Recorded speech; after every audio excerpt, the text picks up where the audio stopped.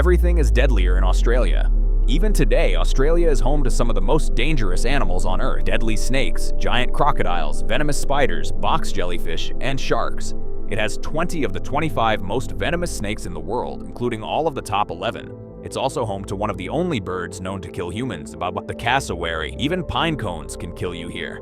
And some of the largest wildfires in modern history happened on this land. But as terrifying as Australia is today, it used to be far worse. Around 50,000 years ago, when the first humans arrived, Australia wasn't ruled by mammals, it was ruled by monsters. Giant reptiles stalked the land, rivers, and forests. And the moment a human stepped onto this continent, something was already hunting them. One of Australia's top predators wasn't even a dinosaur, it was a land-walking crocodile called Quinkana. Unlike modern crocodiles, Quinkana didn't wait in rivers.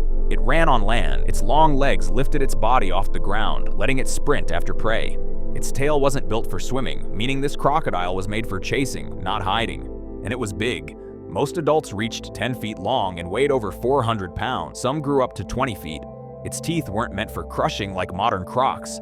They were sharp, flat, and serrated like knives, built to slice flesh apart like a blade. One bite could tear huge chunks from a body. Escape was nearly impossible. Even worse, some evidence suggests Quinkana could also swim, which meant fleeing into water didn't guarantee survival either. But somehow, even this nightmare predator wasn't the most terrifying thing on land. Roaming alongside Quinkana lived the largest land lizard to ever exist, Megalania. This was a giant relative of today's monitor lizards and Komodo dragon. At minimum, it reached 11 feet long and weighed over 300 pounds. At its largest estimates, it may have grown over 25 feet long and weighed more than a ton. It had razor-sharp teeth, massive claws, and powerful legs built to tackle prey head-on. But the most terrifying part, like modern monitors, Megalania was likely venomous. Its bite didn't just wound, it poisoned. The venom prevented blood from clotting, causing massive bleeding, shock, and infection. Even if an animal escaped the initial attack, it would likely die later anyway. It's believed Megalania may have hunted like Komodo dragons today.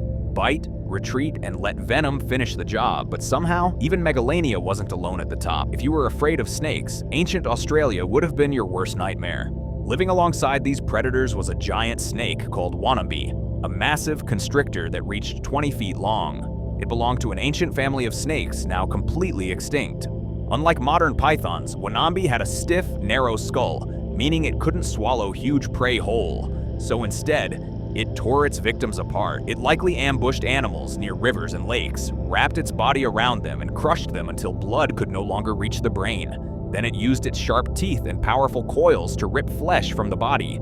And snake attacks even today are a major cause of death in some parts of the world, meaning early humans in Australia may have faced this threat constantly. But reptiles weren't the only monsters. The mammals were just as horrifying. Australia's most dangerous mammal predator wasn't a cat, it was a marsupial. Meet Thylacoleo, the so-called marsupial lion. It looked somewhat like a big cat, but it was actually related to koalas. Yet despite its strange family tree, it had the strongest bite force pound for pound of any mammal ever discovered. Even medium-sized Thylacoleo could bite with the same power as an African lion, more than twice its size. Its teeth worked like scissors. One part stabbed deep into flesh, while another sliced through arteries, windpipes, and spinal cords. Scientists believe it could kill large prey in under a minute. It also had huge retractable claws attached to semi-opposable thumbs, giving it exceptional grip. This suggests it could climb trees, drag kills into caves, and ambush prey from above. For early humans, there was no safe direction to run. Not even the herbivores were safe. Even Australia's plant eaters were built like tanks. One of the most massive was Diprotodon, a giant wombat-like creature that weighed up to 4 tons. The size of a small elephant. Even though it ate plants, it had an incredibly powerful bite that could easily crush bone. Then there were the giant flightless birds, some standing over 6.5 feet tall and weighing hundreds of pounds. They couldn't fly, but they could kick, claw, and crush predators that got too close. And all of this existed at the same time. Ancient Australia wasn't just dangerous, it was a battlefield of giants. Giant reptiles ruled the land. Killer marsupials hunted in the forest. Enormous herbivores crushed everything in their path. And still, humans survived. For thousands of years, Australia's giants ruled without challenge. Megalania stalked the plains. Thylacoleo hunted from the trees. Quinkana chased prey across open land. Wonambi crushed its victims beside rivers. These predators were unmatched and unstoppable. Then, around 50,000 years ago, humans arrived. The first people crossed into Australia from Southeast Asia in small groups, carrying only stone tools, fire, and instinct. At first, they were not conquerors, they were prey. Every waterhole could hide death, every shadow could be a predator, but humans possessed something no other animal had: strategy, cooperation, and fire. Fire became the turning point. Early humans learned to burn the land to drive animals into traps, clear vegetation, and reshape hunting grounds. Forests shrank, grasslands expanded, and ambush cover disappeared. For predators like Thylacoleo and Quinkana, this was devastating. Humans also hunted in groups. A single human had no chance against Megalania, but organized hunters with spears and fire could bring down even the largest beast. They targeted the young, the injured, and slow-moving giants like Diprotodon. And when the massive herbivores began to fall, the entire ecosystem started to collapse. One by one, the giants vanished. Diprotodon disappeared. Giant kangaroos went extinct. Wonambi was never seen again. Quinkana vanished from the fossil record. Megalania faded into legend. Thylacoleo disappeared forever. Climate change may have played a role as Australia became more dry and unstable. But the timing is impossible to ignore. Almost every major extinction happened after humans arrived. The land had survived millions of years of volcanic eruptions, ice ages, droughts, and floods, but it could not survive humans. For the first time in Australia's history, the apex predator was no longer a monster. It was us. These ancient animals evolved to fight each other, not hunters who could plan. Megalania was built to battle giant mammal. Thylacoleo was built to crush bone. Wonambi was built to suffocate prey.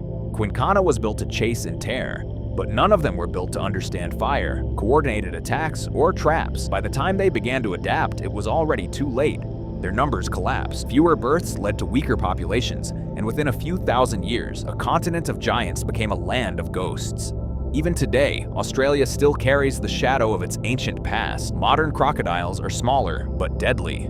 Snakes are smaller, but far more venomous. Large monitor lizards still hunt using the same ancient instincts. Every ambush predator in the bush is a reminder of the giants that once ruled this land. We often imagine ourselves as victims of nature, but history tells a darker story. Again and again, where humans arrive, giants disappear. Not because we are the strongest or the fastest, but because we are the most relentless. Australia's monsters did not fall to a bigger predator. They fell to intelligence, planning, fire, and teamwork. 50,000 years ago, Australia lost its giants. Today, the world is losing its wildlife at an alarming rate. Lions, elephants, rhinos, tigers, sharks, and whales. The story is repeating. Only this time, the entire planet is Australia. Australia once belonged to giants, to land-walking crocodiles, venomous monitor lizards, bone-crushing marsupial lions, and massive snakes.